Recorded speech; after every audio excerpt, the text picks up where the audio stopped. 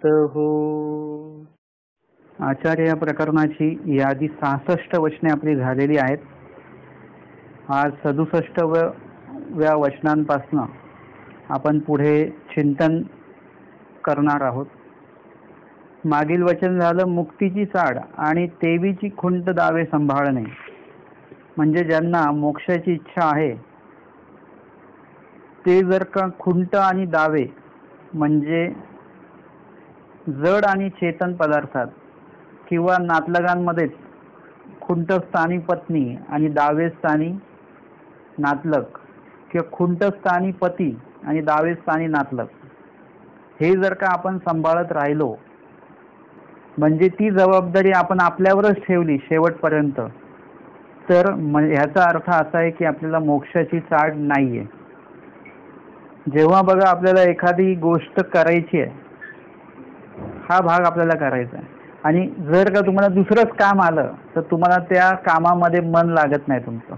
तुम्हाला असं वाटतं की नाही म्हणजे त्या मूळ कामामध्ये किंवा त्या मूळ गोष्टीमध्ये तुम्हाला जास्त आवड असते.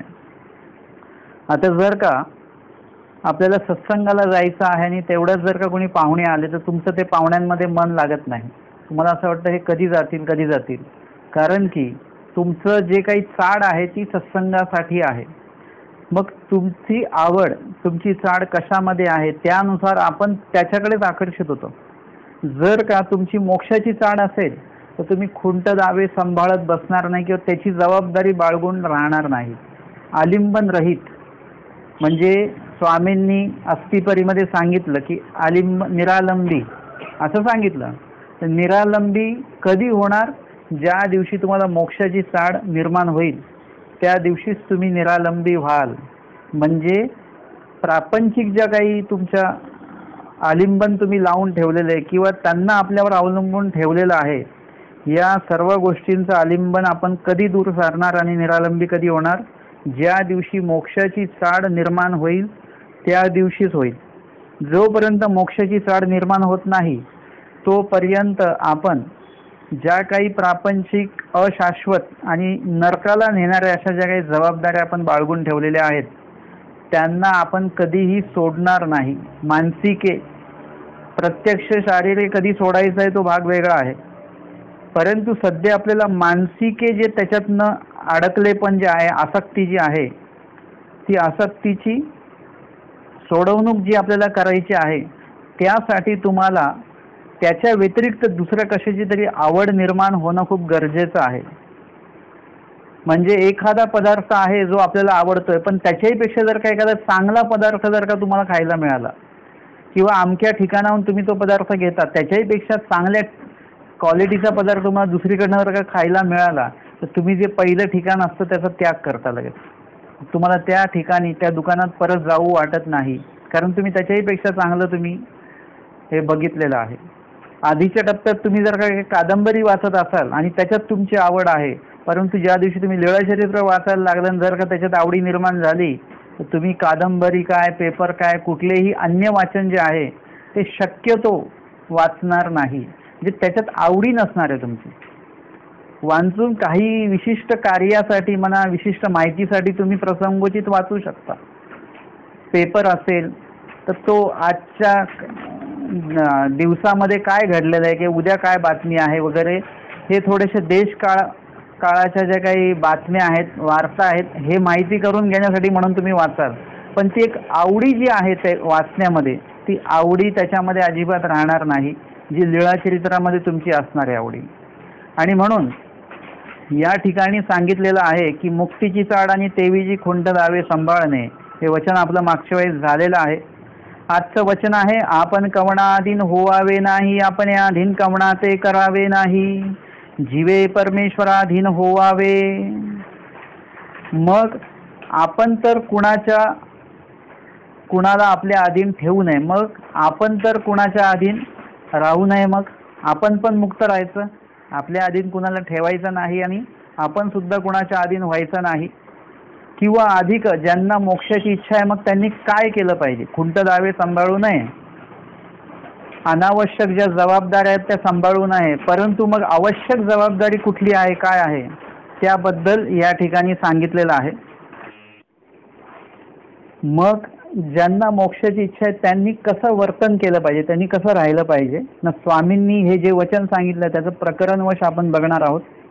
उत्तरार्ध 610 क्रमांकाची लीळा आहे. महादाईसांना असन्निधान धर्माचं निरूपण स्वामींनी केलेलं आहे, त्या संदर्भातली ही लीळा आहे. महादाईसा स्वामींना विचारतात, गोसावी अम्मासी असन्निधान देव पांताती, तरी असन्निधानी कैसे वर्तावे जी.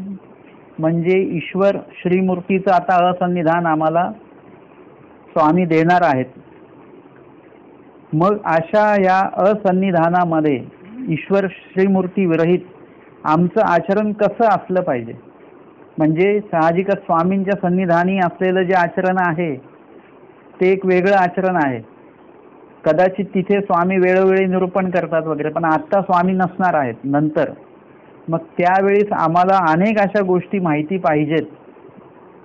उपदेश घेताना या गोष्टी सांगितल्या गेल्या पाहिजेत की स्वामी आता नाही आहेत आणि त्यामुळे असन्निधान आता आपल्याला आहे, आणि मग आता असन्निधानी आपण कसं वर्तन करायचं आहे हे प्रत्येक उपदेशी व्यक्तीला माहिती असणं खूप गरजेचं आहे. उपदेशांपासनं हे ज्ञान लपवण्याचं काहीही कारण नाहीये किंवा ते लपवू नये. प्रत्येक व्यक्तीला हे कळलं पाहिजे की मी जीव आहे, म्हणजे बोध होतो मी जीव आहे आणि हे परमेश्वर आहेत हे कळतं. परमेश्वर सेव्य आणि जीव सेवक हे पण कळतं. तर त्याच पद्धतीने ईश्वर निरोपक आणि मी आचरक हा विषय सुद्धा त्या जीवाला कळला पाहिजे. आणि त्या दृष्टिकोनातनं मग त्या प्रत्येक जीवाला उपदेश घेत असतानाच त्याला ही गोष्ट काय केली पाहिजे, सांगितल्या गेली पाहिजे की बाबा असं असं आहे, ही जबाबदारी तुम्ही पाळणार आहात का. मग हे सगळं तुम्हाला कधी ना कधी तुम्हाला आचरायचं आहे, मरेपर्यंत, मरण्याच्या आत, कधीतरी जिवंत असेपर्यंत हे तुम्हाला आचरण करायचं आहे. त्याची ती मानसिकता तिथे तयार करा आणि मग त्याला धर्मप्रवेश करवा. हे असं नाही आहे की बाबा हा येत आहेत तर येऊ द्या, येतात तर येऊ द्या, तसं नाही आहे. त्याला त्याच्या आमच्या या धर्माची काय जबाबदारी आहे त्या प्रत्येक व्यक्तीला कळलं पाहिजे. हे काय असं सार्वजनिक पंथ नाही आहे की कोणी या इकडे, असं नाही आहे. कुणीही या, परंतु कुणी या पण जे कसंही या असं नाही आहे. कुणी या हे चालेल पण कसंही या हे चालणार नाही. त्यासाठी तुम्ही त्यांना धर्माचं महत्त्व त्या हिशोबाने समजावून सांगा की त्याला सुद्धा आपल्या धर्मात प्रवेश करताना त्याला एक गांभीर्य असेल त्याचं. आणि म्हणून महादाईसांचा जो प्रश्न आहे हा सगळ्या लोकांसाठी, फक्त महंतांसाठी, अधिकाऱ्यांसाठी किंवा साधूंसाठी किंवा वासनिकांसाठी नव्हे, तर समस्त जे ईश्वर साधक स्वतःला म्हणवून घेतात त्यांच्यासाठी, सगळ्यांसाठी हा प्रश्न महत्त्वाचा आहे की असन्निधानी आम्ही कसं राहायचं आहे. स्वामी म्हणतात, बाई पोळले सुन्यासे तयासी कवने ठाई सुखासी नये, वळणी खाली रेगे परी सुखासी नये, कडवला आणतू रेगे परी सुखासी नये, पाणी आणतू रेगे तरी सुखासी नये, ऐसे अखंड जळ तूची असे. पोळल्या सुन्याचा दृष्टांत. पोळले सुने म्हणजे श्वान असतं, त्याला उष्णतेचा खूप त्रास असतो. मग तो उष्णतेच्या त्रासापासनं वाचण्यासाठी किंवा तो त्रास कमी होण्यासाठी म्हणून तो अनेक ठिकाणांचं सहवास करतो. कसं करतो तो, कुठे कुठे जातो ना. वळणी खाली रेगे परी सुखासी नये, कडवला आणतू रेगे परी सुखासी नये, पाणी आणतू रेगे परी सुखासी नये. म्हणजे एखादं सावलीचं ठिकाण असेल, एखादं पाण्याचं ठिकाण असेल, एखादं थंडाव्याचं ठिकाण असेल जिथे पाणी नाहीये परंतु तो भाग थंडाव्याचा असतो, असा तो भाग असेल. ऐसे सगळीकडे जातो परी सुखासी नाहीये. तो कुठे कुठे जातो, या जागा जरी वेगवेगळ्या असल्या परंतु या प्रत्येक ठिकाणी त्याला एकच गोष्ट अनुभवाला येते, ती म्हणजे सुख त्याला तिथे मिळत नाही. सुखासी नाहीये, सुख त्याला कुठेही मिळत नाही. ऐसे अखंड जळतूची असे. अखंड म्हणजे दृष्टांतामध्ये स्वामींनी जे सांगितलेलं आहे ना, किंवा लीळेमधले जे काही वाक्य असतील, शब्द असतील, हे प्रत्येक शब्द महत्त्वाचे आहेत. असं नाही आहे की बाबा हे वाक्य काही महत्त्वाचं नाही किंवा ही लीळेमध्ये एवढाच हेतू आहे फक्त, असं नाही. प्रत्येक शब्दामध्ये तुम्हाला तो अर्थ शोधता आला पाहिजे की हा श्वान जो आहे तो अखंड जळतो, म्हणजे त्याच्यामध्ये खंड नाही आहे. आपण तरी कधी जळतो, आपण एक विशिष्ट वेळामध्ये, आपण एखादं भजन म्हणतो त्याच टायमाला, आपण एखादी लीळा ऐकतो तेव्हाच आपल्याला दुःख होतं, आपण एखादं काही वाचन करतो तेव्हाच आपल्याला दुःख होतं, काहीतरी आठवलं तेव्हाच दुःख होतं. अखंड जळणं कुठे आहे आपलं? त्याच्यापेक्षा तो श्वान, स्वामी सांगतात ना की तुम्हा पसीवरी सुने चांग, डांगरेशांच्या त्या प्रसंगामध्ये. म्हणजे कशासाठी? तर त्यांच्यामध्ये ही गोष्ट अखंड आहे की ते अखंड जळतूची असे. आपलं जळणं कसं आहे? प्रसंगोचित आहे, जेव्हा आपल्याला वेळ मिळेल तेव्हा. परंतु श्वान असा आहे की त्याला त्याच्यातनं वेळच मिळत नाही, तो अखंड जळतूची असे. परी कवणी थाई सुखासी नाहीये, स्वामींनी सांगितलेलं आहे. तैसे पोळल्या सुन्याच्या परी असावे. अशा प्रकारे कशासारखं असावं? त्या पोळलेल्या सुन्यासारखं असावं. म्हणजे याच्यातनं सुद्धा आपल्याला नवीन अर्थ प्राप्त होतो की तो सुना जो आहे, म्हणजे तो श्वान जो आहे, तो कधी पोळतो? ज्यावेळेस उष्णता वाढलेली आहे तेव्हा. याच्या व्यतिरिक्त आता तो थंडीमध्ये त्याला उष्णतेचा त्रास होतो का? म्हणजे आपण इतर वेळी आपण कसं असतो, नॉर्मल असतो, तसं नसलं पाहिजे. आपण कसं असलं पाहिजे? जेव्हा त्या सुन्याला ते पोळ निर्माण होतो, उष्णतेचा त्रास होतो, तो उष्णतेतच होतो, आपण तसं राहिलं पाहिजे. परंतु कधी? कायमस्वरूपी असलं पाहिजे, प्रसंगोचित नाही. एरवी बाकीचे 8 महिने ते श्वान नॉर्मल राहत असेल, त्याला काही उष्णतेचा त्रास होत नसेल, परंतु तेवढ्या उन्हाळ्याच्या दिवसात त्याला उष्णतेचा त्रास होतो. तसं आपण सुद्धा एक विशिष्ट वेळामध्ये आपलं पोळ ठेवायचा आणि तेवढं तर कार्य संपलं की लगेच मग परत आनंदित व्हायचं का? नाही. आपल्याला ते पोळले पण जे आहे ते अखंडित असलं पाहिजे. हे तर मागच्याच ह्याच्यामध्ये आलं. आणि स्वामींनी सांगितलं की पोळलेल्या सुन्यापरी असावे. हे वाक्य सुद्धा काय सांगून जातं की काही जे सुने आहेत त्यांना समजा उष्णतेचा त्रास नसेल, एखादा श्वान असेल तो AC मध्ये राहत असेल, त्याला कसलं उष्णतेचा त्रास? तर तसं नाही राहायचं आपल्याला. आपल्याला जे राहायचं आहे त्या कुठल्या श्वानाची निवड केलेली आहे स्वामींनी? जो पोळलेला आहे. तसंच आपण सुद्धा काय झालं पाहिजे? पोळलेलेच असलं पाहिजे. आपण कवणाधीन होवावे नाही. आणि महत्वाचं म्हणजे आपण कुणाधीन व्हायचं नाही, आपण अधीन कवणा ते करावे नाही. जीवे परमेश्वराधीन होवावे, जन्म जीवित परमेश्वरासी द्यावे. यावरी महादायचा विचारतात स्वामींना. जी जी असन्निधानी जेतुके पुरुष असती, तेतुके एके क्रिया जन्मजीवित परमेश्वरासी देती, की क्रिया भेदे देती. म्हणजे असन्निधानामध्ये जे काही पुरुष आहेत त्यांनी पोळल्या सुन्याच्या परी असावं असं स्वामींनी सांगितल्यावर स्वामींना महादाईचा प्रश्न करतात. असन्निधानामध्ये जेवढे कोणी पुरुष आहेत तेतुके एक एक क्रिया जन्मदिवस परमेश्वरासी देती. म्हणजे प्रत्येकाचा अधिकार सारखाच आहे का? प्रत्येक जण म्हणजे यांनी जसं जन्म दिला तसंच दुसरे देतील का? तिसरे देतील का? चौथे देतील का? सगळे देतील का? का क्रिया भेदे देती का? प्रत्येकाच्या जन्मजीवित देण्यामागे जी क्रिया आहे त्या क्रियेमध्ये भेद आहे, वेगळेपण आहे. म्हणजे सगळेच जे आहेत ते आचरण करून म्हणजे प्रत्येकालाच ते स्मरण साधेल का? नाही. काहींचं स्मरण एवढं चांगलं साधलं जाईल, नामस्मरण. काहींचं नामस्मरणाच्या ऐवजी त्यांचं लीळावर जास्त त्यांची कमांड असेल तर त्यांचं लीळा स्मरण खूप चांगल्या प्रकारे होईल. काहींचं लीळा आणि नामस्मरण दोन्ही पण चांगल्या प्रकारे होऊ शकतं. काहींचं असं आहे की ते सेवादास्यामध्ये उपयुक्त असणार आहेत. म्हणजे प्रत्येक जण, एक जण असा असेल की तो स्वतः धर्माचरण नाही करणार, पण अनेकांना धर्माला निमित्त होण्याचं कार्य तो व्यक्ती करू शकतो. म्हणजे प्रत्येकाचं एक वेगवेगळं कार्य आहे कणव जोडण्याचं. आणि म्हणून इथे महादाईसांनी जो प्रश्न विचारला तो खूप बारकाई सांगणारा तो प्रश्न आहे. म्हणजे बारकावा त्यांनी बघितला आणि तो प्रश्न विचारला. आता यातनं जे उत्तर मिळणार आहे ते स्वामी म्हणतात, एकू असे ऐसा वटो वटो करीता आपले 4 दिस कडे घाली, मग 1 दिस नव्हेरे म्हणून जाऊची लागे. आता स्वामींनी भेद सांगितला की एक जण कसा आहे? वटो वटो करून आपले 4 दिस कडे घालणार आहे. एक जण आहे तो तळमळीत जीव जन्माते धाडी, असं सुद्धा एक व्यक्ती आहे. आणि अशा व्यक्तीला परमेश्वर काय करतात? आपलं प्रेम देतात. आणि एक असा व्यक्ती आहे जो प्रयत्नी आहे. असा सुद्धा एक साधक आहे. तो काय करतो ना, तो आपले करणीय करून देशाच्या शेवटी झाडातळी जन्माते धाडी काठी एकेतळी सुकुनी पाडी ऐसाही एकवाती. म्हणजे हा चौथा पुरुष सांगितलेला आहे. महादाईचा विचारता जीजी गोसावियांच्या मार्गी बाईया प्रवर्तती तेही कैसिया परी असावे जी. महिलांसाठी प्रश्न, कारण सत्संगाला जास्त महिलाच असतात. म्हणून महादाईसांनी महिलांसंदर्भातला महत्वाचा प्रश्न विचारला की या मार्गामध्ये म्हणजे ईश्वराच्या या ईश्वर मार्गामध्ये पुरुष वर्ग आहेत आणि तसं बाया महिला वर्ग सुद्धा आहेत. हा प्रश्न काय विचारला, कारण की अन्य ज्या देवता आहेत त्या देवता मार्गामध्ये बहिर्यागामध्ये जीवा म्हणजे पुरुषाला महत्व आहे, स्त्रीला महत्व नाहीये.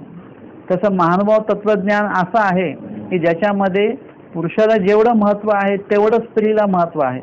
किंबहुना स्वामींनी थोडं स्त्रीला महत्व जास्त दिलेलं आहे.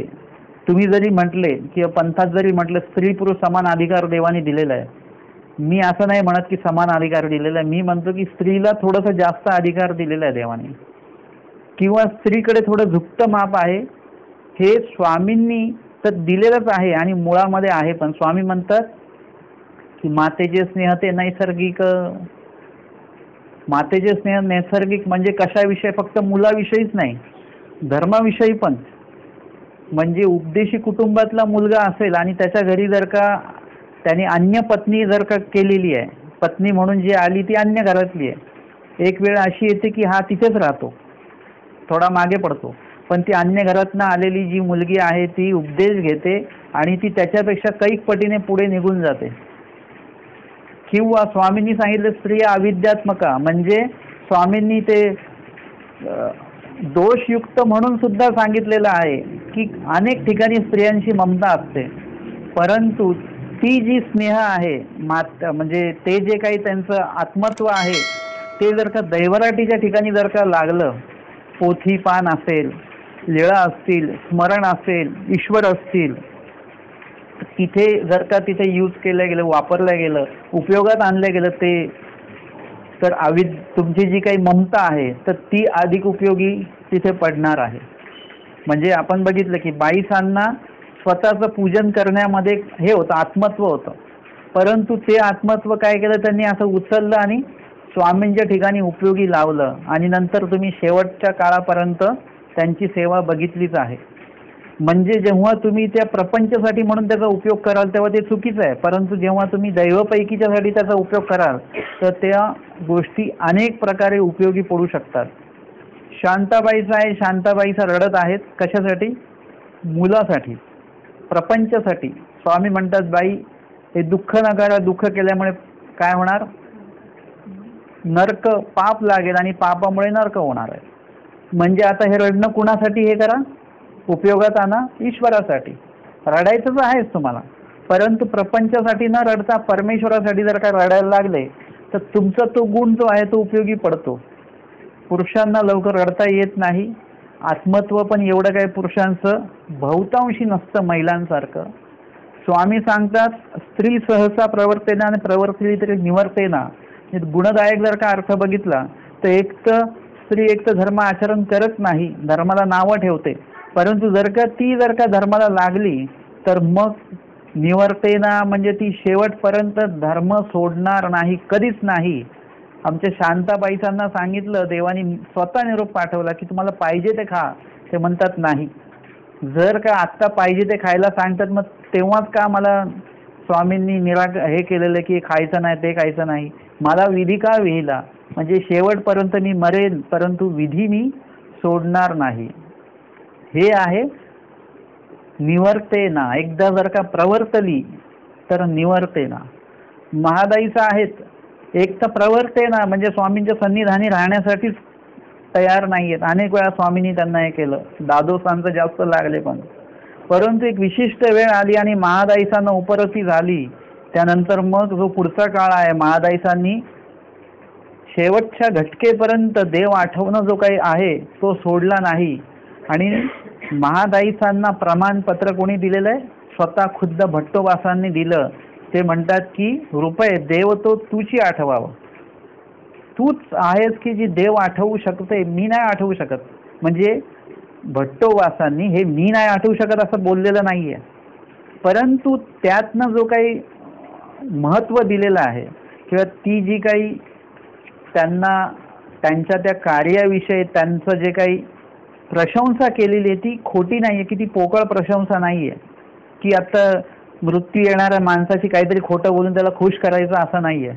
हे खरोखर ते अनुभवतायत. भटोबासांना असं वाटतं स्वतः कधी पण अप्राप्ती जी भावायची आहे ना ती ही आहे.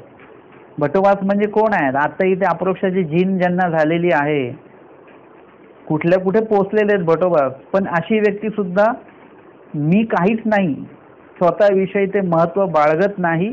ते म्हणतात की देव तो तुझी आठवावा. ते असं नाही म्हटलं की तुझ्यापेक्षा पण मी चांगलं आठवेन देव, असं नाही म्हणाले ते.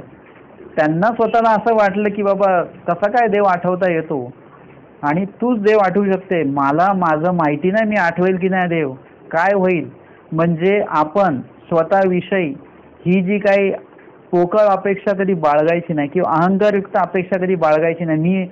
मी मरेन तेव्हा माझ्या मुखात देवाचंच नाव असेल, अहंकार म्हणून नका बोलू. तुम्ही अशा पद्धतीने बोला देवाला की मी मरेन तेव्हा मला माझ्या मुखामध्ये तुमचं नाव असलं पाहिजे देवा, म्हणून देवाला तुम्ही विनंती करू शकता. तर या ठिकाणी आपण स्त्रियांच्या संदर्भातलं थोडंसं एक मातेचे स्नेह ते नैसर्गिक आपण ते बघितलं.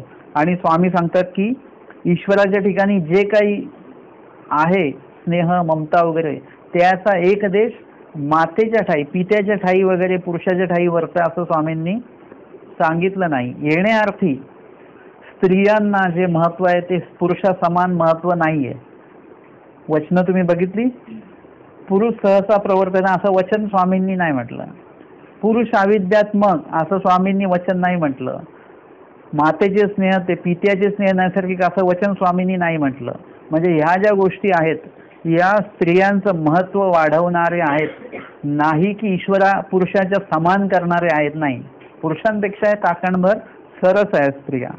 आणि त्याशा या स्त्रियांबद्दल महादायिकांनी प्रश्न स्वामींना केला की तेही कैस्या परिवर्तावेजी, म्हणजे स्त्रियांनी कशा प्रकारे वर्तन ह्या धर्मामध्ये आपण केलं पाहिजे. स्वामी म्हणतात अभोक्तिया म्हातार्याच्या परी असावे, म्हणजे विकार न सेवित. कारण की प्रपंचा संदर्भातलं जे काही भोग आहेत त्या न भोगणाऱ्या जी काही वृत्ती असते कोणामध्ये असते, म्हाताऱ्या व्यक्तीमध्येच असते. तशा प्रकारची वृत्ती असली पाहिजे. म्हणजे तुम्ही प्रपंचामध्ये अनेक प्रकारचे भोग घेताय जड आणि चेतन पदार्थाचे, परंतु ते घेत असताना त्याच्यातली जी काही आवडी आहे ना ती आवडी त्याच्यामध्ये बाळगू नका. तुम्ही स्वयंपाक बनवलेला आहे परंतु तो खात असताना तो आवडीयुक्त खाऊ नका. प्रपंचामध्ये तुम्ही नवीन कपडे जरी घातले तरी त्याच्यामध्ये ती आवडी बाळगू नका की मी नवीन कपडे घातलेत, मी नवीन चप्पल घातलेली, मी नवीन अलंकार झाले, नवीन दागिना बनवलेला आहे. म्हणजे याच्यामध्ये तुम्हाला कुठल्याही प्रकारे तुमच्या चेहऱ्यावर तुम्ही ते दाखवू नका, परंतु अंतरामध्ये तुम्ही हे बघा की जर का तुम्ही नवीन अलंकार केलं तर तुम्ही म्हणा की बाबा हे जर का आज स्वामी असते तर स्वामींना मी देऊ शकलो असतो. आज आपल्याला अलंकार भेटतो तर आपण त्यागू शकतो का? नाही त्यागू शकत. परंतु आमच्या नाथोबासांनी सोन्याची कढई भेटली, नाही स्वीकारली ती. ते म्हटले की आमच्या स्वामी असताना भेटली असती तर तुला घेऊन गेलो असतो मी. त्या कढईला पण कसं वाटलं असेल, अक्षरशः कढई ही जड आहे, निर्जीव आहे, परंतु मी असं एक मनामध्ये कल्पना करतो त्या कढईला किती वाईट वाटलं असेल की अरे सगळे लोक तर माझ्यासाठी भांडतात आणि हा माणूस आहे की यांनी मला नेलं नाही माझ्यावर, उलट यांनी काय केलं, यांनी तिरस्काराने माझ्याकडे पाहिलं की स्वामी असताना तू भेटली नाही मला. सोन्यासारखे, सोन्यापेक्षा पण जे काही मूल्यवान आहेत असे आमचे स्वामी निघून गेला, तर सोनं भेटून काय करायचं. म्हणजे तुम्हाला जी वस्तू मिळते त्याच्यामध्ये तुम्हाला ते भोगायची इच्छा निर्माण नाही झाली पाहिजे, परंतु तुम्ही तुमच्या घरात तसं दाखवायचं पण नाही बरं का. दाखवायचं नाही.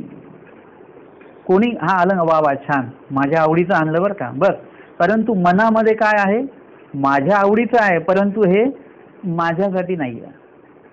अच्छा हा चांगला पदार्थ, वा वा छान छान मला आवडतो, परंतु मला आवडतो आत्ता नेहमीसाठी मला आवडतो, परंतु आत्ता तो जो मला आवडतोय तो माझ्यासाठी नाही, माझ्या आवडीचा मला देवाला द्यायचा आहे. तर मला देव भेटतील का?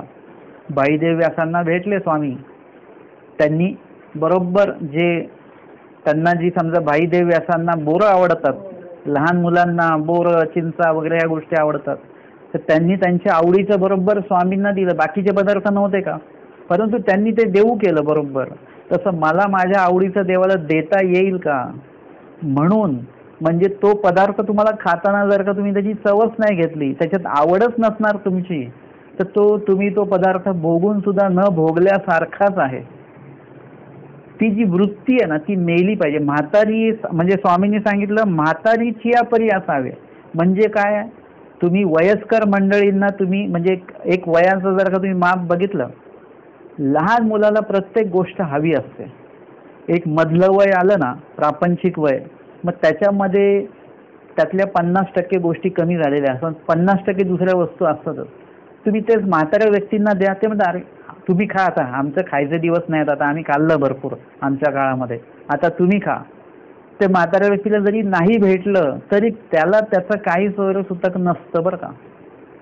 भेटलं नाही भेटलं.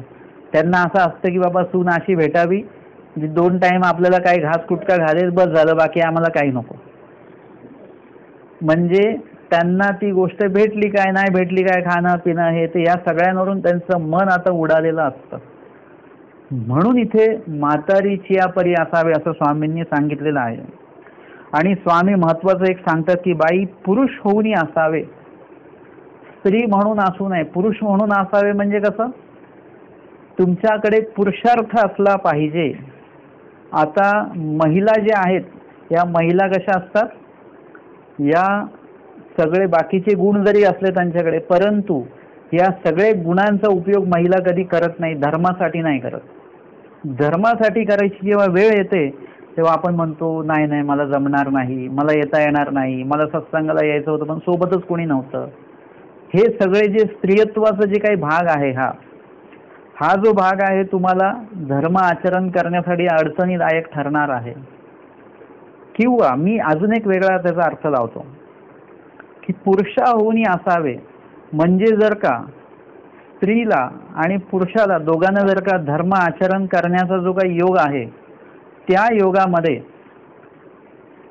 पुरुष जो व्यक्ती आहे त्याला कधीही सांगा, काही सांगा, तो तयार असतो. म्हणजे त्याच्यामध्ये ती माघार नसते, कधी तयार असतो तो, हां ठीक आहे. परंतु स्त्री असेल तर काय असतं, पटकन का हो तुम्ही याल का सत्संगाला, मग ते म्हणणार की हां बघते आमच्या घरामध्ये हे काम आहे, ते काम आहे, ते काम आहे, सगळं काम म्हणजे पूर्ण घर आटपून त्या व्यक्तीला तिथे जायचं असल्यामुळे त्यांचा एक नकारात्मक भाग सुरुवातीला असतो. इच्छा असून सुद्धा मग आपल्याला तिकडे सहभागी होता येत नाही. हे काय आहे, एक स्त्रियत्वाचा जो भाग आहे. स्वामी म्हणतात पुरुष होऊन असावे म्हणजे या क्रियेमध्ये सबळता असली पाहिजे की तुम्ही हे करू शकता. महादाईचा आहेत, महादाईचा भटोबासांना शोधायला गेला, कुठेच भटोबास माहिती नाही. कुणी स्वामींनी सांगितलं, श्रीप्रभूंनी जाय मेली भानखेडे असी. आता भानखेडी म्हणजे जंगल आहे बरं का, आत्ता पण तुम्ही जर का गेलं तर जंगल आहे. आत्ता सुद्धा तिकडे काही हिंस्र श्वापद येतात. त्या काळामध्ये किती घनदाट जंगल असावं ते.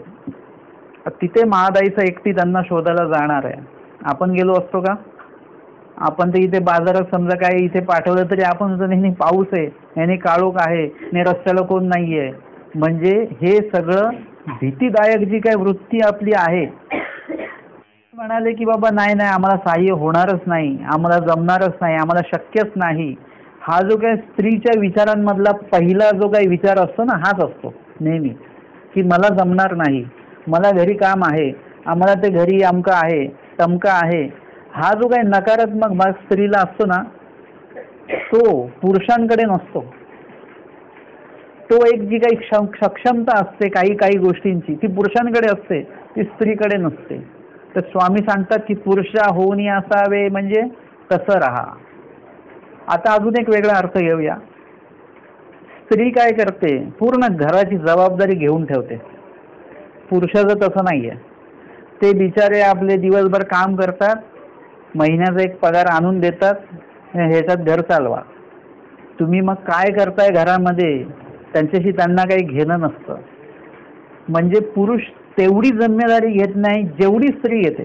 पुरुष पण घेतात, परंतु स्त्री जी आहे ना ती 100% जबाबदारी प्रपंचाची घेऊन ठेवते. ती जरी पैसे वगैरे ती हे नसेल, नोकरीला जात नसेल, तरी पण तिची मानसिक जबाबदारी, वाचिक जबाबदारी, प्रत्यक्ष शारीरिक जबाबदारी एवढी असते. तर स्वामी सांगतात पुरुष होऊनही असावे, धर्माचरण करायचं आहे का? मग प्रापंचिक जबाबदाऱ्या आणि त्याचं आलिंबन घेऊन बसू नका डोक्यावर. पुरुष कसे असतात तशा पद्धतीने राहा. पुरुष कसे असतात तुम्हाला माहिती आहे? स्त्रियांनी सगळ्यात आधी यायचं, भाजी वगैरे हे ते सगळ्याची तयारी करायची, चपात्या बनवायची, स्वयंपाक पूर्ण बनवायचा, सगळं तयार. पुरुष वेळेवर येणार, बसणार, जेवणार, उठून जाणार. महिलांनी ते खरकट ताट उचलायचं, ती सगळी भांडी घासायची, त्याच्यानंतर स्वतः जेवायचं, मग सगळी भांडी घासायची आणि सगळं आवरून सावरून ठेवायचं. म्हणजे महिलांकडे किती जबाबदारी आहे. आमचे स्वामी सांगतात पुरुष होऊनही असावे. एवढं प्रापंचिक ह्याच्यामध्ये एवढं गुंतून राहू नका की तुमच्याच्याने धर्म काहीच होणार नाही. आठवड्यातनं एकदा पोथी, त्याला सुद्धा आपल्याला उपस्थित राहायला जमत नाही का? तर मग घरी ही जबाबदारी, ती जबाबदारी, हे आणि ते कशासाठी काय उपयोगी येणार आहे तुमच्या? हे काही उपयोगी येणार नाही. एक विशिष्ट वेळ झाली, वयस्कर झालो की तुमची घरातली जागा ही धोक्यामध्ये येते, तुमच्या नावावर असलेली जागा बरं का. परंतु त्याच घरामध्ये तुमचं जे अस्तित्व आहे ते हळूहळू फिक्क व्हायला लागतं. आलं लक्षात? तुमची किंमत कमी कमी होते प्रपंचामध्ये. मग आपल्याला कळतं की एवढं मूल्यवान आयुष्य जे आहे, स्वामींनी सांगितलं जोची अवसर विषया तोची ब्रह्मविद्ये, तेच तुम्ही ब्रह्मविद्येला द्या. पण ते मूल्यवान वय जे आहे ते आम्ही प्रपंचाला देऊन बसलो. आणि या प्रपंचामध्ये जेव्हा आम्ही ते सोनं परत विकायला गेलो, म्हणजे आम्हाला वाटलं की ₹1,00,000 येतील, तर ते म्हणाले ₹10 भेटतील याचे. आणि जर का जास्त हे केलं तर ₹10 सुद्धा नाही भेटणार. आम्हाला कळलं एवढं जे जतन करून ठेवलं हिरा म्हणून, त्याचा दगड निघाला आणि आपण त्याला हिरा हिरा करत बसलेलो आहे. आणि त्याच्यामध्येच आपण काय केलं, आपलं पूर्ण आयुष्य गमावून बसलेलो आहे. तर याच्यामध्ये पुरुषांपेक्षा स्त्रिया जास्त इन्व्हॉल्व असतात प्रपंचामध्ये. त्या स्त्रियांना स्वामी सांगतात पुरुष होऊनही असावे. आमचे माईन भट्ट जे आहेत, नदीकडे आलेले होते, तिकडच्या तिकडे निघून गेले. आमचे भटोबास आहेत, आईला सांगितलं तुम्ही चला पुढे, मी येतो, आणि गेलेच नाही परत. निळपट्ट भांडायला पडवीतनच निघून गेले. अशी एखादी स्त्री करू शकते का? नाही करू शकत. आमच्या लुखाईचा बाबुळगावकर होत्या, त्यांना लगेच निघता नाही आलं. त्यांना काय करायला लागलं, पतीसाठी दुसरी पत्नी शोधली, त्यांचं लग्न लावून दिलं आणि मग निघावं लागलं. त्याच्यामध्ये पण आटन करून आले, देहकृश केलं. जेव्हा पुन्हा भटोबासांना भेटले तेव्हा भटोबासांनी म्हटले बाबा किती आचरण केलं, किती चर्या केली. असं करा तुम्ही आता एकदा भिक्षेला तुमच्या घरी जा, म्हणजे पूर्वाश्रमीचं जे तुमचं घर आहे, का जा की त्यांना दाखवा की तुम्ही कुठे पळून गेलेले नाहीत, तुम्ही काही वाईट कृत्य केलेलं नाहीये, तुम्ही कशासाठी गेलेले आहात, कशासाठी आलेले आहात ते त्यांना जाऊन दाखवा. लुखाईचा बाबुळगावकर तिथे गेल्या, त्यांच्या पतीने त्यांच्या पायावर डोकं ठेवून नमस्कार केला, त्यांना दंडवत केला. मग त्यांना कळलं की नाही नाही, तसं पुरुषाला दाखवायची गरज आहे का? स्त्रीच्या बाबतीमध्ये काय होऊ शकतं, काही चुकीच्या समजुती होऊ शकतात, तसं पुरुषाच्या बाबतीत होऊ शकत नाही. तर तुमचं वर्तनच असं ठेवा, पुरुषाहूनही असावे. आमच्या आऊसा आहेत, कुणाला घाबरत नाही, कुणाची फिकीर नाही, एकदम जे आहे ते रोखोक स्पष्ट. पुरुषाहूनही असावे. या वचनामधनं अजून एक आपण अर्थ काढू शकतो की स्त्रियांमध्ये जे काही दोष असतात, एक तर अन्य वार्ता करायची, 2-4 स्त्रिया जमल्या की ते कुजबूज करायची, किंवा एखाद्या नको त्या नरकप्राप्तीच्या विषयासंदर्भात दुःख करत राहायचं. हे जे आहे, एखाद्या स्त्रीला तिचा म्हणजे पती जाऊन 25 वर्ष जरी झाले असतील तरी त्याची आठवण आली की डोळ्यात पाणी येतं. पुरुषाचं असं कधी येत नाही. तर हे जे काही नरक निष्पत्तीदायक अशा अशा गोष्टींमध्ये तुम्ही अडकून आहात, अन्य वार्तेमध्ये स्त्रिया जास्त अडकून आहेत, किंवा कुजबूज हे ते या काही गोष्टी असतात, याच्यामध्ये स्त्रिया जास्त अडकून आहेत. पुरुष त्या मानाने नाहीये. 10 पुरुष जरी सोबत बसलेले असतील तरी ते तेवढं नाही बोलणार, ते गप्पच राहतील, असं पण होऊ शकतं. स्त्रियांना ओळख नाही लागत. मंदिरामध्ये आम्ही बघतो अनोळखी जरी स्त्री असते त्यांच्यात बोलणं होतं, परंतु त्या स्त्रियांचे जे पती बसलेले असतील ना त्यांच्यात बोलणं होत नाही, ते आपले बिचारे गप्प ध्यान अवस्थेमध्ये असतात ते. परंतु स्त्रियांचं बोलणं अधिक होतं. कदाचित स्वामींना आता आपण वेगळा अर्थ बघतोय की स्वामी स्त्रियांना सांगतात की पुरुषाहोनी असावे, म्हणजे स्त्रीत्वामध्ये जो काही दोष आहे तो दोष काय केला पाहिजे, तुम्ही काढून टाकला पाहिजे. अन्य वार्ता वगैरे या काही गोष्टी काढून टाकल्या पाहिजे आणि तुम्ही खऱ्या अर्थाने पुरुष होऊन, म्हणजे समर्थ होऊन पुरुषार्थ जो आहे तो तुम्ही आचरणामध्ये दाखवला गेला पाहिजे. आणि म्हणून स्वामींनी वचन सांगितलेलं आहे, केवळ घरे ते वरे ते वर्तती तेथ नसावे, म्हणजे जिथे पती पत्नी असं कुटुंब ज्या ठिकाणी वावरताय त्या घरामध्ये कधी मुक्कामी राहू नये. कारुवा खारुवाच्या कारुवासारख्या वस्त्र होवावे, म्हणजे काळे वगैरे असे रंग बदललेले असं वस्त्र जो आहे ते धारण करावं. स्वामी म्हणतात, बाई कवणी एकी बाळ विधवा असे ते कृष्य करी मासोपवास करी, तेणे तियेचे इंद्रिय धर्म समती तियेचे जन्म कडे पडे, म्हणजे कुठली तरी बाळ विधवा असते. बाळ विधवा म्हणजे बालपणी जिचं लग्न झालं आणि तिचा तो पती बालपणीच मेला, म्हणजे ती काय सासरी गेली नाही आणि काय नाही. परंतु तिच्यासाठी सुद्धा काय केलेलं आहे, अन्य धर्मांमध्ये तिच्यासाठी सुद्धा काय काय विधी सांगितलेले आहेत की तिने चांगलं खायचं नाही. कृष्य करी मासोपवास करी, म्हणजे मासोपवास जे काही विशिष्ट उपवास आहेत ते ती करते.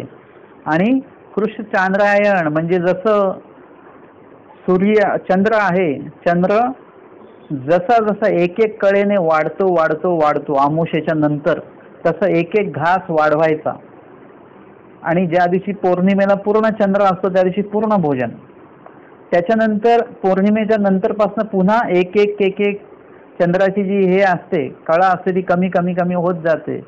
तसं एक एक घास कमी करत करत अमावस्याला पूर्ण उपवास. हे साधन आहे बरं का. आपण नियमित आपण तेवढंच अन्न खातो म्हणून आपण स्वस्थ असतो, सशक्त असतो. तुम्ही जर कमी जास्त अन्न खाल्लं की तुमची तब्येत खराब होणार. म्हणजे याच्यामध्ये इतकं देहकृश होतं आणि हा त्रास पण होतो. तर एकंदरीत हे असे विधी त्या स्त्रीला करावे लागतात. त्याने तिची इंद्रिय धर्म समती, म्हणजे इंद्रिय धर्म जे आहेत ते इंद्रिय धर्मांवर नियामकत्व येतं. तिचे जन्म कडे पडे, म्हणजे जे निर्दोष तिचं देह गेलं पाहिजे तशी ती निर्दोष तिचं देह मृत्यू तिचा होतो. तैसा अनुसरला संयमो करी देह दमन करी, देह सोखन करी तेणे तयाचे ही जन्म कडे पडे. याचा आपल्याला आचार काय ना, अनुसरलेला जो व्यक्ती आहे त्यांनी जर का संयमन केलं खाणं पिणं या सगळ्या गोष्टींवर, त्याच्यामुळे काय होतं, देह दमन, म्हणजे देहावर पूर्ण नियंत्रण, इंद्रियांवर नियंत्रण येतं. देह सोखन म्हणजे देहकृश होतं त्याच्यामुळे.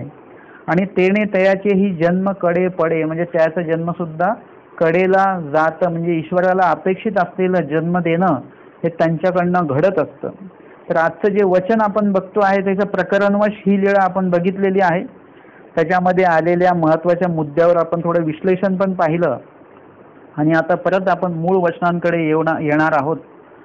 वचन आहे, आपण कवणाधीन होवावे नाही. मुक्तीची चाळ ज्या व्यक्तीला आहे त्यांनी कशा प्रकारे आपलं आचरण ठेवावं न, सगळ्यात महत्त्वाचं म्हणजे आपण कवणाधीन होवावे नाही. हे तर आम्ही नाहीच आहे कोणाच्या अधीन, नाही गुरुच्या अधीन, नाही देवाच्या अधीन, ना कुणाच्या अधीन. आम्ही आता मोकळे आहोत, एकदम स्वतंत्र. आम्हाला जे पाहिजे ते आम्ही करून खातो.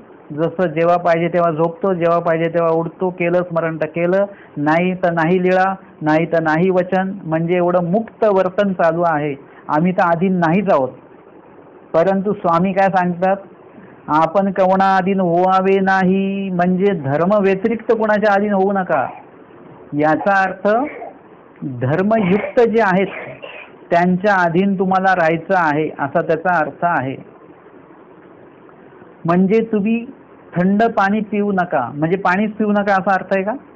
थंड पाणी पिऊ नका म्हणजे गरम पाणी प्या. तुम्ही तेलकट खाऊ नका, इंद्रियार्थ खाऊ नका, म्हणजे अन्नच खायचं नाही का? न, वृक्षान्न खा. ते जे काही मिष्टान्न आहे ते खायचं नाही, पण वृक्षान्न तुम्हाला खायला आज्ञा आहे, विधी आहे. तसं आपण कोणाधीन व्हावे नाही, म्हणजे धर्म व्यतिरिक्त जे लोक आहेत त्यांच्या अधीन कधीच व्हायचं नाही. याच्यासाठी तुम्हाला आधी धर्म काय हेच माहिती असलं पाहिजे. तर मग तुम्हाला धर्मयुक्त कोण आहे हे कळेल, धर्मरहित कोण आहे हे कळेल, कुठला विधी धर्मयुक्त आहे हे कळलं पाहिजे, कुठला विधी धर्मरहित आहे तो कळलं पाहिजे. धर्मरहित जे विधी आहेत आणि धर्मयुक्त जे विधी आहेत याचं पूर्ण तुमच्या डोळ्यापुढे असलं पाहिजे. कोणी जर का काही विधी सांगितला तर त्याच्यासाठी सूत्रपाठ उघडायची गरज नाही पडली पाहिजे तुम्हाला. ते वचन लगेच तुमच्या डोक्यात आलं पाहिजे की नाही नाही नाही, स्वामींनी अमक्या ठिकाणी या वचनात हे विषय आलेला आहे, अमक्या ठिकाणी या लीळेत हा विषय आलेला आहे. एवढं तुमचं ते जे ज्ञान आहे ते ज्ञान, त्या क्षमतेचं ज्ञान तुमच्याकडे आलं पाहिजे. अर्थातच त्यासाठी तुम्हाला आत्ता सूत्रपाठ उघडावं लागेल, आत्ता लीळा चरित्र उघडावं लागेल आणि ते सगळं माहिती करून घ्यावं लागेल. नाही तर कुणी पण येईल तुमच्याकडे आणि म्हणतील की बाबा आत्ता हा अमका अमका महिना लागलेला आहे आणि द्या त्या निमित्ताने आम्हाला. असं देवानी सांगितलं कुठे? आपण कवणाधीन होवावे नाही या वचनात त्याचं विश्लेषण केलेलं आहे. हे भेटे तेधवा पर्व काळ हे वचन कुठे आणि अमक्या महिन्यात अन्नदान हे वचन कुठे? आता बघा, न पाळता येणार आहे. आता त्याच्यामध्ये लोकांची चढाओढ लागलेली असते की या 10 दिवसात 9 दिवसातच आमचं अन्नदान गेलंच पाहिजे, बाकी तुम्ही बाकीचे दिवस तुम्ही उपाशी राहिले तरी चालतील, पण या 9 दिवसात तुमचं पोट बिघडलं तरी तुम्ही आमचं अन्नदान खा म्हणजे खाच. मग आता हे योग्य आहे का? तुम्हाला कोणी सांगितलं त्या 10 दिवसात अन्नदान केलंच पाहिजे म्हणून? अहो, त्या 10 दिवसामध्ये स्मरण केलं पाहिजे. तुम्ही जेवढं जास्तीत जास्त स्मरण होईल तेवढं तुम्ही ते केल्या गेलं पाहिजे तुमच्याकडनं. आणि मी तर म्हणतो तेवढ्या 9 दिवसामध्ये भोजन सुद्धा तुम्ही कसं केलं पाहिजे, तुमचं स्मरण होईल असं भोजन केलं पाहिजे. तुम्ही रोज जर का मिष्टान्न खाल्लं तर कसं स्मरण होणार? म्हणजे आमच्याकडे असं होतं आधी की रोजच्या पंक्ती असायच्या न पाळत्या दोन्ही वेळेला. मग काय, महिलांनी यायचं सकाळी लवकर, स्वयंपाक बनवायचा, वाढायचा पण, त्याच्यानंतर मग स्वतः जेवायचं, मग पूर्ण भांडा कुंडा धुवून घासून मग तो ठेवायचा आणि स्मरणाच्या वेळेस जे काय त्यांचं ध्यान लागायचं म्हणजे अक्षरशः डुलक्या घ्यायच्या. हे काय स्मरण आहे? आणि मग कशासाठी? मग स्वयंपाक महत्वाचा आहे की स्मरण महत्वाचं आहे? स्वयंपाक तर रोजचाच आहे, तुमच्या 5वीला पुजलेला आहे. मग त्याच्यापेक्षा स्मरणामध्ये वेळ लावा. जेव्हापासनं मग आता तो बदल केला आपण, दुपारी 3 वाजता किंवा त्याच्या आधीपासून स्मरणाला या. जेवण बिवण काही नाही, स्मरण करा 5:30 वाजेपर्यंत. नंतर पोथी ऐका, विशेष वंदन करा आणि मग प्रसाद घेऊन काय असेल तो घरी जा. म्हणजे भोजन हा भाग त्याच्यामध्ये नाही. आता जर का तुम्हाला अन्नदान करायचं असेल तर तुम्हाला 12 महिने अन्नदान कधीही करू शकता तुम्ही. आणि तुम्हाला अन्नदान करायचं असेल तर त्याची विनंती तुम्ही देवाकडे करा की आमचं अन्नदानाचा योग कुठेतरी येऊ द्या. परमेश्वर शोधतील तुमच्यासाठी अन्नदान कुठे करायचं आहे. बरोबर त्या योग्य ठिकाणी तुमचं अन्नदान जे आहे, अर्थातच सगळेच ठिकाणी योग्यच आहेत, परंतु जिथे तुमची जी क्रिया आहे ती योग्य प्रकारे परमेश्वर काय करतील, करवून घेतील तुमच्याकडनं. तर मग एक आमकं म्हणजे जर का तुम्हाला कोणी असं घाबरवत असेल की नाही नाही ह्याच्यात अन्नदान नाही घडलं म्हणजे तुमचं सगळं संपलं. त्या दिवशी कोणतरी मला म्हणत होते, एक विद्वान व्यक्ती होते, ते म्हणाले बघा आता एवढा अधिक महिना गेला आणि आमचं देवाला उपरच नाही झालं. इतकी खंत बाळगत होते ते. अहो 12 महिने तुमचे आहेत ना. स्वामी सांगितलं जन्म जीवित म्हणजे मरेपर्यंत, जो जन्मक्षेपी म्हणजे मरेपर्यंत. कुठला महिना नाही, वार नाही, काही नाही, तिथी नाही, नक्षत्र नाही, काय नाहीये. जो जन्मक्षेपी स्मरण काळपर्यंत करायचं आहे, मरेपर्यंत करायचं. आणि आपण काय करतोय, विशिष्ट वेळामध्ये अन्नदान, विशिष्ट वेळामध्ये स्मरण, विशिष्ट वेळामध्ये आमका विधी, अरे तसं काही नाहीये, तुम्ही कधी उपहार करा ना देवाला. आता जे काही महादाईसा आणि स्वामींच्या ठिकाणी भोजन वस्त्रदान जे जे काही केलं ते काय विशिष्ट वेळ बघून केलं? आमच्या बाईसा रोज स्वामींसाठी काही ना काही भोजन बनवायचं, चांगला पदार्थ. ते काय महिना बघून बनवत होते का काही वार बघून बनवत होते, कुठला सण बघून बनवत होते? नाही, रोज स्वामींना चांगलंच द्यायचंय. का स्वामींना फक्त सणवाराला बाईसा चांगलं बनवत होत्या आणि इतर वेळी मग जसं आहे तसं? नाही. तुम्ही जर का स्वामींचं भोजन बघाल म्हणजे बाईसांनी बनवलेलं आणि ते वाढण्याची पद्धत वगैरे सगळं, तर रोज तुम्हाला वाटेल रोज सण आहे की काय. नुसतं दिवाळीलाच बाईसा चांगलं बनवून येतात असं नाहीये.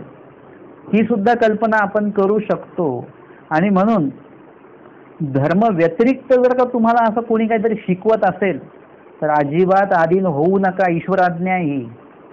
आपण उगाच नाही नाही ते मोठे आहेत, नाही नाही ते जाणकार आहेत, नाही नाही ते निमित्त आहेत म्हणून तुम्ही त्यांचं काहीही ऐकाल तर चालणार नाही. त्याला स्मृती प्रमाण म्हणून आपण देणार आहोत. हवेमध्ये नाही बोलत आहे मी. भटोबासांच्या काळामध्ये एक जण जे होते ते आटनाला निघालेले होते, म्हणजे पूर्ण त्यांचं आचरण चालू होतं. आणि अशा वेळेस आटनाला निघाले. भटोबासांची इच्छा नव्हती की त्यांनी जावं, तब्येत काही हे होती त्यांची. मग निघता वेळेस भटोबासांनी त्यांना गळाभेट घेतली तर त्यांचं अंग पूर्ण तापलेलं होतं, पूर्ण ताप होता त्यांच्या अंगामध्ये. तर आचार्य त्यांना म्हणाले की अरे तुम्ही जाऊ नका, आमचं ऐका. तेव्हा ते म्हणाले की तुमचं ऐकू की स्वामींचं ऐकू? काही भटोबासांनी त्यांना ओरडलं पाहिजे होतं, माझंच ऐक म्हणून. मी काय चुकीचं सांगतोय का? नाही. भटोबास म्हणाले नाही नाही, गोसावी यांचं ऐका. हा प्रसंग तुम्ही स्मृतीस्थळातला हा एकांतामध्ये वाचा, मन लावून वाचा. आणि त्यामध्ये त्या दोघांच्या भावना काय असतील. गुरु म्हणून भटोबास आहेत, शिष्य म्हणून ते आहेत. आणि अशा वेळेस दोघांची पण एकमत झालं की कोणाचं ऐकलं पाहिजे? स्वामींचं ऐकलं पाहिजे. म्हणजे ती व्यक्ती भटोबासांच्या सुद्धा अधीन झाली नाही. आणि याचं भटोबासांना कुठलंही दुःख नाहीये. उलट त्यांना वाटलं, आता हा चिंतन नवीन आहे, आत्ताच लक्षात आलं माझ्या. असं भटोबासांना वाटलं नाही, एक व्यक्ती आहे की एवढ्या तापामध्ये सुद्धा देवाचं ऐकतायत. पण भटोबासांना ते का मान्य झालं सांगा बरं? कारण की भटोबास हे आत्ता माझ्या लक्षात आलं असेल, स्वतः भटोबास सुद्धा तापामध्ये गेले होते. तर भटोबास त्यांना कसं काय थांबवू शकतात सांगा बरं? एखाद्या व्यक्ती जर प्रपंच त्यागून येत असेल, भटोबास कसं थांबवतील त्याला? ते म्हणजे अरे मी सुद्धा तर हेच केलं, मी सुद्धा त्यागूनच आलो. म्हणजे कुठेतरी तुम्ही स्वतः केलेलं असतं ना तेव्हा तुम्हाला त्याचं महत्त्व कळतं, नंतर त्याचं महत्त्व नाही कळत. नाही तर तुम्ही नावच ठेवणार एखाद्या व्यक्तीला, बघा प्रपंच सोडून गेला, हे केलं ते केलं, आमच्या ठिकाणी गेलं. त्याच्यामध्ये पण असतं किंवा आमच्याकडे नाही आला, त्यांच्याकडे गेला, हे सुद्धा डोक्यामध्ये असतं. अरे कुठेही जाऊ ना, त्या माणसाने त्याग केला ना, महत्वाचा त्याग. तुम्ही त्या त्यागाची काही प्रशंसा तर करा.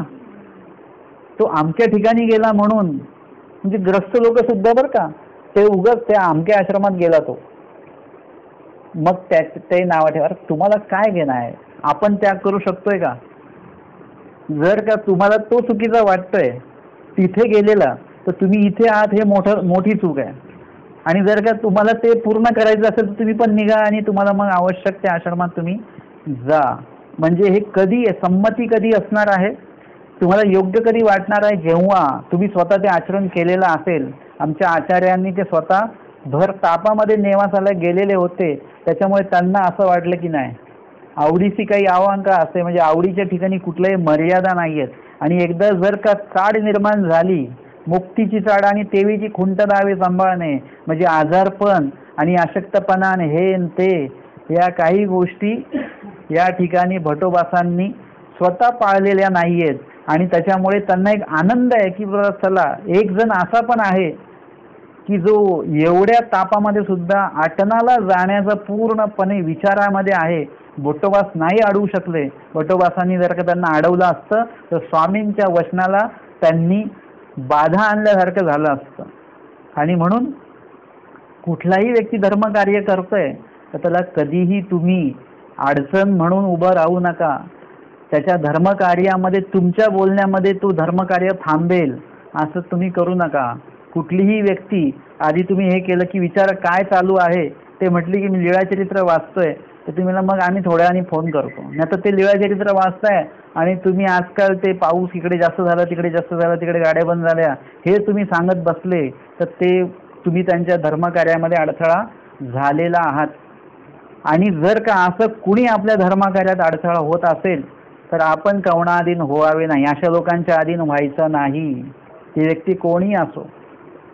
कधी कधी काय होईल, एखादे अधिकरण तुमची परीक्षा बघतील आणि ते म्हणतील की नाही 2-5 दंड घातले तरी चालतील, परंतु तुम्ही काय केलं पाहिजे, नाही 5 नाही तुम्ही 11 दंडवत घातले पाहिजे. ते तर तुमची परीक्षा बघतील की बाबा ह्यांना धर्मकार्यात किती आवड आहे. अधिकरण गेले तर तुम्हाला बसायला गादी देतील ते, मग तुम्ही म्हणायचं का वा वा छान छान बरं झालं गादी भेटली. ते बघतील की बाबा तुमची काय आवड आहे. अशा वेळेस जरी अधिकरण म्हटले की बसा आमची आज्ञा आहे गादीवर बसा, तरी आपण त्यांच्या अधीन व्हायचं नाही. ते आपली परीक्षा बघत आहेत. पण आपण तर जसं कृष्ण महाराज आणि उद्धवदेव विदुरांच्या घरी गेले आणि त्यावेळेस काय झालेलं आहे की कृष्ण महाराज आसनावर बसले, उद्धवदेव खाली बसले. कृष्ण महाराज म्हणतात वर बसा, ते म्हणाले जीजी नाही खाली, आमची आज्ञा आहे बसा वर. उद्धवदेवांनी त्याच्यावर फक्त हात ठेवला, सन्मान दिला, परंतु वर काही बसले नाही. म्हणजे अशा काही आज्ञा असतात ज्या ईश्वराने दिल्यानंतर सुद्धा त्या पाळायच्या नसतात. कारण की परमेश्वर पण अधिकरण पण जाणकार व्यक्ती पण तुमची कधी कधी परीक्षा बघत असतात. आमच्या स्वामींनी भटोबासांना सांगितलं भिक्षा मागून या, एक घास तुम्ही खा, एक घास जमिनीवर ठेवा. ते बोलले नाही भिक्षांना हे पवित्र आहे ते आम्ही खाली ठेवणार नाही. मग स्वामी सांगा ठीक आहे मग हातावर ठेवा. मग ते हातावर ठेवत होते. म्हणजे बघा स्वामींची आज्ञा असून सुद्धा जरी हा विचार असेल, म्हणजे तुमच्याकडे जर का योग्य विचार असेल, योग्य ज्ञान असेल, तर तुम्हाला काय पाळायचं आणि काय टाळायचं हे तुम्हाला स्वतः समजलं पाहिजे. दुसऱ्याकडनंच प्रत्येक वेळी तुम्ही जाणून घेणार तसं नाही पाहिजे. तुमचं स्वतःचं पण काहीतरी चिंतन असणं गरजेचं आहे. मी मागे तुम्हाला सांगितलं होतं की बघ तुम्ही तर असं आहे की तुम्हाला सोपं आहे, अधिकरणांना तुम्ही विचारता, परंतु अधिकरण कोणाला विचारतात सांगा बरं. त्यांना संकट येत नाहीत का, त्यांना अडचणी येत नाही, कधी कधी धर्मसंकट येऊन जातं काय असं की असं, मग अधिकरण कोणाला विचारतात. तर त्यांच्याकडे जे ज्ञान आहे ईश्वराने दिलेलं त्या ज्ञानाला ते विचारतात आणि त्यावेळेस परमेश्वर त्यांना बरोबर ते स्फुरवून पण देतात. बघा तुम्ही अधिकरणांना कुठलाही प्रश्न विचारला लगेच त्याचं उत्तर कसं काय देतात, ते बरोबर ते ज्ञान जे त्यांच्याकडे ते स्फुरवून देतात परमेश्वर की तेच. तर हे सहाय्य जे आहे ते परमेश्वराकडनं होत असतं. परंतु जेव्हा तुम्ही धर्मयुक्त असाल तेव्हाच ते अधीनत्व बाळगायचं आहे. धर्म व्यतिरिक्त जेव्हा असेल तेव्हा ते अधीनत्व बाळगायचं नाही. लीळा प्रमाण बघितलं, त्याच्यानंतर त्याच्यामध्ये स्मृती सुद्धा आपण प्रमाण त्याच्यामध्ये बघितलेली आहे. आपण या अधीन कवणा ते करावे नाही. मग हे तर चांगलीच आहे. समजा आम्ही कोणाच्या अधीन होणार नाही, धर्म व्यतिरिक्त कुणाच्याही अधीन होणार नाही. धर्मयुक्त असेल तर आम्ही अधीन होऊ, आम्ही तर अधीन व्हायचं नाही. परंतु मग आपल्या अधीन कुणाला करून घ्यायचं का, अधीन करायचं म्हणजे शिष्य मंडळी. आता शिष्य मंडळी तुमची होणारच आहेत. जेव्हा तुम्ही प्रवाचक असतात, जेव्हा तुम्ही ज्ञानी असता, जेव्हा तुम्ही आचरक असता, त्यावेळेस कोणी ना कोणी तुम्हाला काही ना काही पूस प्रश्न करण्यासाठी येणारच आहेत, धर्म विचारण्यासाठी येणारच आहेत. ते तुम्हाला निमित्त मानणारच आहेत. कधी काळी ते तुमचे शिष्य म्हणून पण म्हणावल्या जातील, पण ते स्वाभाविक सगळं होत असेल तर.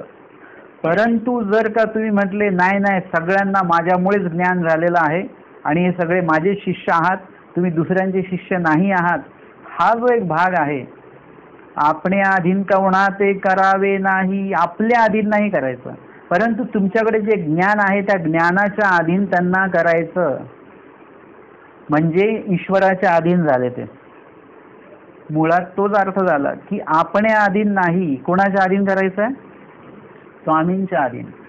एखादी व्यक्ती जरी बोलली की माझ्या याच्याने स्मरण होणार नाही, बाकी तुम्ही मला काम काही सांगा, तर त्यांना तुम्ही सांगायचं नाही, ते चालणार नाही. इथे ईश्वर आज्ञा अशी आहे की नामस्मरण कीजिए नामी अभिमानू आती, म्हणजे नामाचं जे विधान आहे ते स्वामींनी सांगितलेलं आहे. तर तुम्हाला काय करावं लागेल, देवाच्या अधीन व्हावं लागेल. मी म्हणतो म्हणून स्मरण करा नाही, मी म्हणतो म्हणून स्मरण होतंय नाही, मी म्हणतो सांगतोय म्हणून ज्ञान होतंय नाही. त्यांना ईश्वराच्या अधीन करा. की तुम्हाला वचन पाठ करायला मी नाही सांगत आहे, इथे स्वामींनी सांगितलं हा वचन, हे वचनार्थ वचन जावो ने दिजे, ही स्वामींची आज्ञा म्हणून तुम्ही ते पाळा. स्मरण ही स्वामींची आज्ञा म्हणून तुम्ही पाळा. अटन विजन दीक्षाभोजन स्वामींची आज्ञा म्हणून पाळा. म्हणजे ते आपोआपच आपल्या अधीन राहतील का ते लोक? ते ईश्वराच्या अधीन राहतील. आणि प्रत्येकाला आपली जबाबदारी ही आहे की प्रत्येकाला आपण ईश्वराच्याच अधीन ठेवायचं आहे. म्हणजे मी तुम्हाला उदाहरण थोडं आत्ता देतो. आज बघा आपल्या मोबाईलमध्ये वगैरे काही काही महत्त्वाच्या गोष्टी येतात, रेकॉर्डिंग्स असतील काही असेल, तर ते कायमस्वरूपी आपल्या मोबाईलमध्ये राहू नाही शकत. कधी मोबाईल हरवला की विषय संपला. आता एक नवीन पद्धत निघाली की एक गुगल ड्राईव्ह म्हणून असतं, त्याच्यात तुमचं अकाउंट उघडायचं आणि ती वस्तू तिकडे, ती लेख असेल रेकॉर्डिंग असेल तिकडे तुम्ही सेव्ह करून ठेवा. आता तुम्ही एकदा तिकडे सेव्ह केलं म्हणजे काय झालं, आता तिथून ते कुठेही जाणार नाही, ते नाही नेहमीसाठी तिथे ते सेव्ह आहे. म्हणजे इथे तुम्हाला आता भीती राहिली का? इथे असलं काय नसलं काय पण तिथे ते आहे कायमस्वरूपी. म्हणजे ती व्यक्ती आपल्या संपर्कात असली काय नसली काय, परंतु ती ईश्वराच्या संपर्कात कायम राहणार आहे. ती तिथून कधीही हलणार नाही, कुठेही जाणार नाही. ही दक्षता घ्या. त्यांना काय करा, आपल्या सेवेअर्थीपेक्षा पण ईश्वराच्या ठिकाणी त्यांना सेव्ह करा, तिकडे त्यांना हे करा. आपलं जी काय आपण असं बघतो की मग आम्हाला काय उपयोगी पडलं तर आम्हाला काय, तर ह्या सगळ्या गोष्टी परमेश्वर करतात. स्वामी सांगतात की तेने तो मोकलावे. ही सगळी वचनं आहेत ना, वचनं ही अनुभवा. आता तुम्ही घरामध्ये वस्तू आणून ठेवता ती तशाच ठेवता का?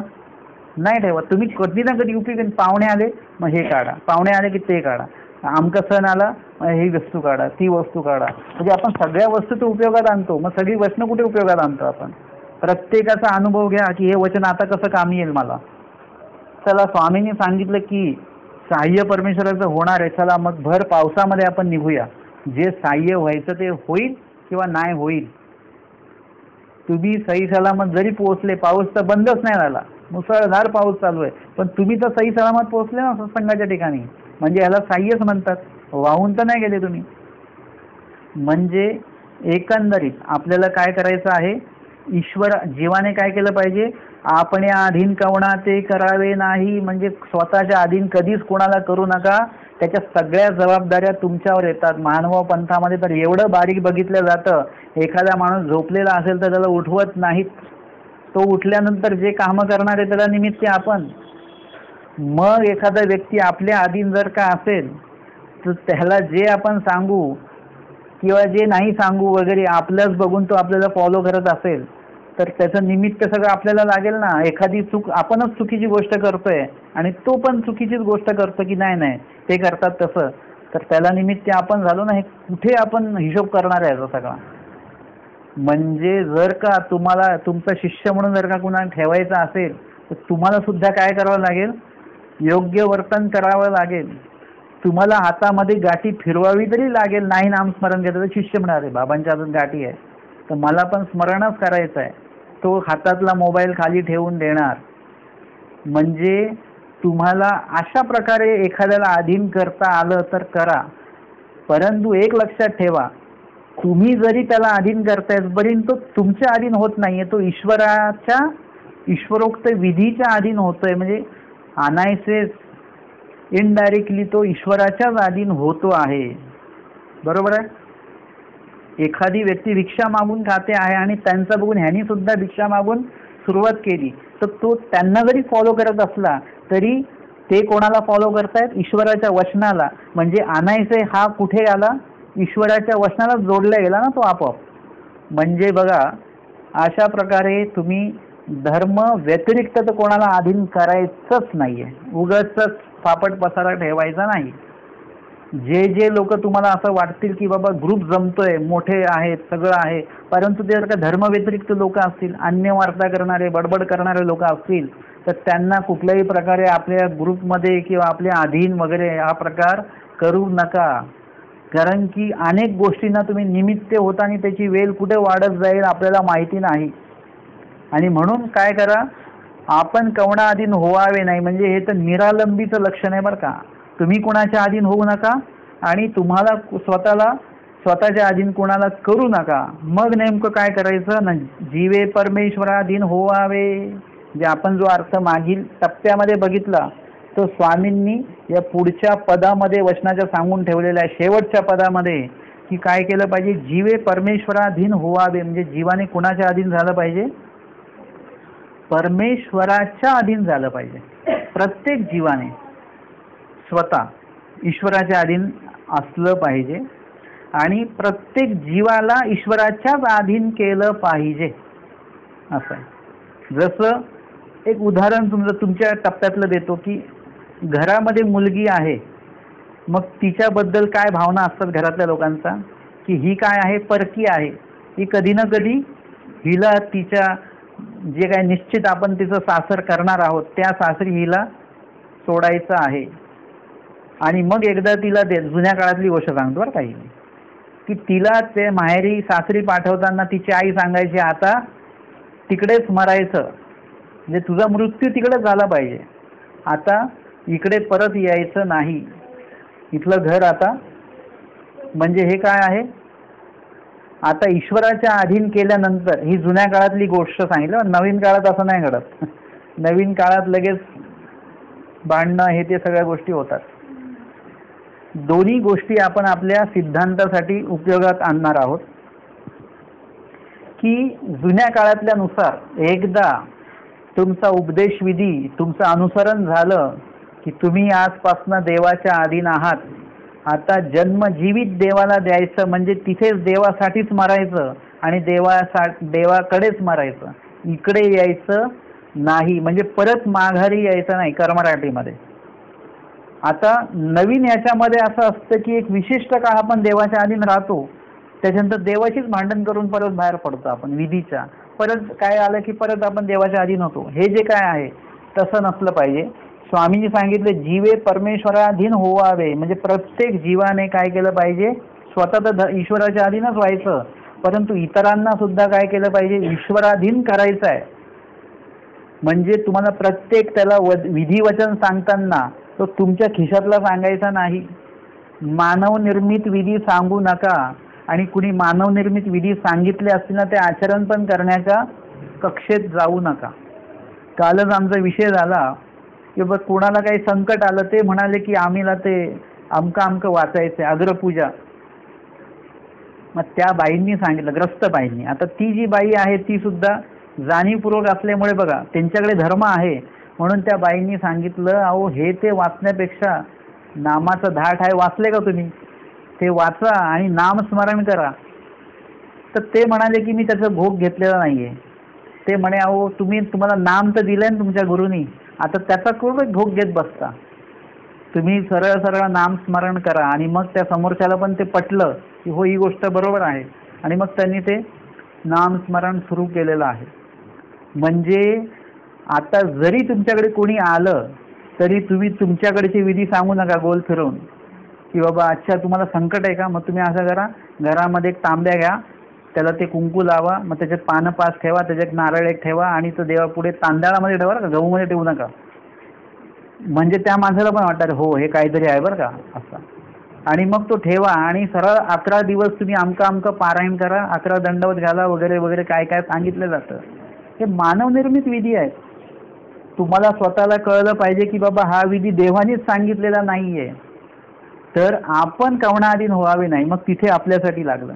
परंतु जर का तुमच्याकडनं जर का कोणी अपेक्षित ठेवत असेल, मला जर का कोणी विचारलं की बाबा आम्हाला हे संकट आहे आणि काय केलं पाहिजे, मी सांगतो नामस्मरण करा, तर ते बोलतात बाबा आम्ही तर नामस्मरण करतोच, पण अजून काय केलं पाहिजे. मी त्यांना सांगतो अजून तुम्ही नामस्मरणच करा, याच्या व्यतिरिक्त दुसरा उपायच नाही. आमच्या साधाईचा गंगेत बुडतायत, त्यांनी कुठल्याचं पारायण केलं सांगा बरं. 21 वेळा आणि 25 वेळा काय केलं का, नाव घेतलं फक्त देवाचं आणि सांगितलं तुमची येल्लोदासी बुडाली जी, बस. आणि स्वामींनी काठाला लावलं त्यांना. म्हणजे नाम किती महत्वाचं आहे. नामाचे धाट आहे, नामाचं अनेक महत्व सांगणाऱ्या लीळा आमच्याकडे इथे आहेत. परंतु तरी पण आम्ही लोकांना जर का इतर गोष्टी देत आहोत, म्हणजे आज तुम्ही जर का, म्हणजे मला त्याची आठवण येते, आज तुम्ही कुठल्याही दुकानामध्ये जा, इलेक्ट्रिक वस्तू घेण्यासाठी. तुम्ही ब्रँडेड जर का मागत असाल ना, तर तो दुकान तुम्हाला ब्रँडेड नाही दाखवणार दुकानदार. तो तुम्हाला काय दाखवणार, चालू वस्तू घेत ना, चायना वस्तू दाखवणार. का बरं? चायना वस्तूमध्ये त्याला कमिशन जास्त आहे, तेवढं ब्रँडेडमध्ये नाही आहे. तसं मला ते आठवतं की आपण देत असताना जी वस्तू लोकांना जो विधी देतोय ना, तो चायना मेड वस्तू देतोय आपण. चायना मेड विधी देतोय तो आपण त्यांना, जो विधीच नाहीये आणि जो विधी देवानी सांगितलेलाच नाही तो आपण त्यांना देतो आहे. मग तो न देता माझी जबाबदारी ही आहे की देवानी जो विधी अनेकांना सांगितला, देवाने जो विधी मला सांगितला, तोच विधी मी काय केला पाहिजे, पुढच्याला दिला पाहिजे, तो फॉरवर्ड केला पाहिजे. फॉरवर्ड म्हणजे काय, जे आपल्याकडे आहे ते समोरच्याला दिल्या गेलं पाहिजे आपल्याकडनं. तर ते तुम्ही त्यांना द्या आणि ईश्वराधीन करा त्यांना पण. तुम्ही त्याच्यामध्ये अडकून राहू नका. हे बघा, आपण बोलतो ना, हा आता आम्ही तुमची यांना ओळख करून दिलेली आहे, आता तुम्ही तुमचं बघा बरं का. आपण राहतो का, आता आम्ही मध्ये नाही. तसंच आहे इथे पण विधीच्या बाबतीमध्ये. हे बघा, हे स्मरण आहे आणि इथे स्मरण विधान देवानी सांगितलेलं आहे. आमची ही लीळा आहे आणि आमचं हे वचन आहे. आता तुम्ही बघा काय करायचं ते. महत्त्व सांगा त्यांना, पूर्ण पटवून सांगा. परंतु तुम्ही तुमच्या अधीन करू नका की मी जेव्हा फोन करून सांगेल तेव्हा स्मरणाला बसायचं, मी जितक्या वाजता सांगेल तेवढ्या स्मरणाला बसायचं नाही. अहो, देवानी सांगितलं अखंड निरंतर परमेश्वराचे आठवण जर का सांगितलेलं आहे, तर तुम्ही कसले वेळे काळाचं बंधन त्याला लावताय. सकाळी 3 ते 6 स्मरण हे वेगळं आहे, परंतु त्या व्यतिरिक्त जे दिवसभराचं स्मरण आहे कधीही करा. आम्हाला लोक विचारतात कधी केलं पाहिजे काय वाचन वगैरे.